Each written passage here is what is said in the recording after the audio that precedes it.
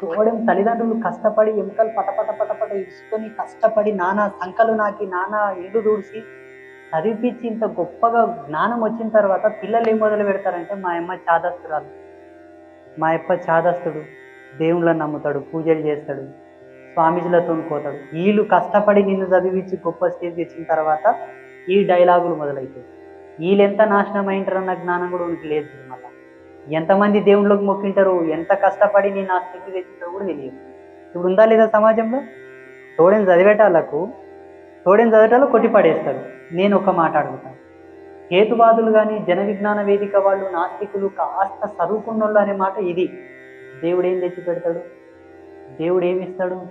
ఎందుకు మొక్కాలే దేవుళ్ళకు? కష్టం చేసేది మనం కదా. మనం మంచిగా బతికితే, మనం క్రమశిక్షణతో ఉండి మనం బాగుంటే మనం బాగుంటాం. ఎవడు మనల్ని ఏం చేస్తాడు? దేవుళ్ళు మనకి ఏమి ఇస్తారనే ప్రశ్న వాళ్ళతో ఉంటుంది. వాళ్ళతో నేను కర్మ మీ లోపల కూడా కొంతమందితో ఉండొచ్చు. ఎవడు ప్రపంచంలో క్రమబద్ధీకరణ లేకుండా బ్రతికేటోడు ఏమైనా తెలుసుకొని తిరుగుతున్నారా? పెండ్లాలని పిల్లలు వేసి బాజార్లో పడి బతుకుతున్నారా? అందరూ మంచిగానే బతుకుతున్నారు.